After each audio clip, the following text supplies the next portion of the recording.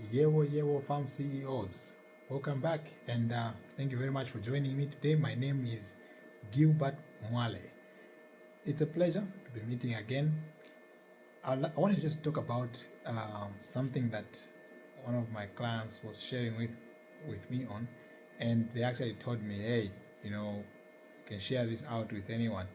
I don't mind. These are lessons that we all get to learn. We call it school fees, right? In the business of agriculture. So for her in particular, what transpired is that she has a wonderful business of fruit trees, and it so happens that her fruit trees, she had quite a lot of them on the farm. And what happened is that someone on the farm, after a very long time of having planted them, everybody on the farm was waiting for just the right moment when they would fruit, flower, then fruit, and then they get some fruits out of it. Obviously, for business purposes and for them to test as well.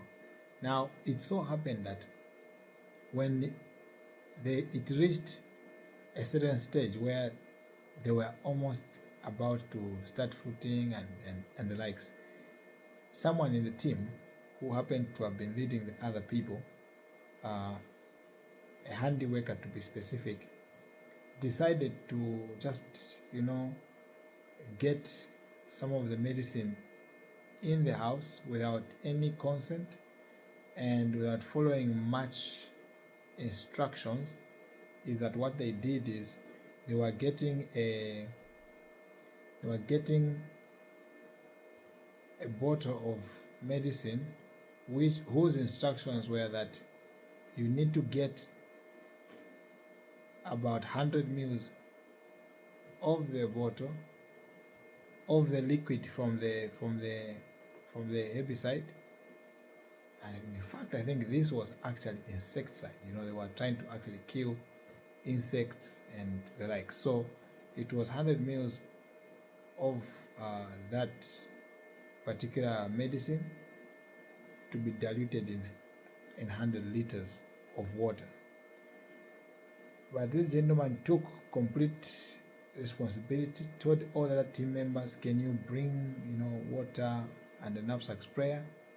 And then he applied 100 mils of the solution of the medicine into a knapsack sprayer, which is 17 liters instead of 100 liters, and then went to spray all the apples.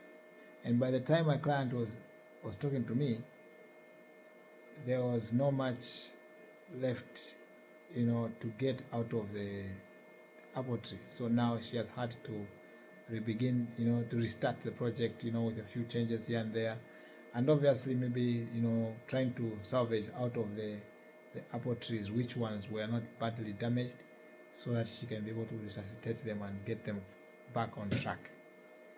Now, I'm grateful that a client was very willing for me to share this with us, because this is a situation that happens on a majority of farms that call me, is that they have this problem that either the animals died because of negligence, or the wrong medication that was given to them. Others forgot the kind of medication they should have given. Some it is just pure hatred that someone has for the owners, that they would like to punish them. So you find that this is actually how people's situations look like on the farms. And that gentleman literally sabotaged this farm from ever gaining money out of their own labor on the farm. So what do I think would work, or what have I been able to use where I work, is that number one, you need to understand that you need to employ the right people in your farm. You need to have the people that are qualified to actually run the farm. For example, How was this person supposed to read these things? And now, even if he was the one misleading others, how were the others going to read what is supposed to be happening? So, as much as you can have anybody coming in who has experience on your farm, you also want to introduce people that have, the ability to do certain things like writing, reading, because you need that skill set, in record keeping, as well as also checking, medication that has been given to you by the vet doctors or by agronomic consultants. So number one thing there is that you need to work on employing the right people. Have the right people on your farm, somebody who has studied agriculture, minimum diploma certificate in agriculture of any form, managing other people. So you can still have, the handy workers on the farm, you definitely need them, but now you have this other person who you can have what is called junior management meetings, and then you grow with them until they grow into the leadership of farm supervisor or farm manager. Before it was farm assistant supervisor, but now this time when they have grown enough, then you can give them that role.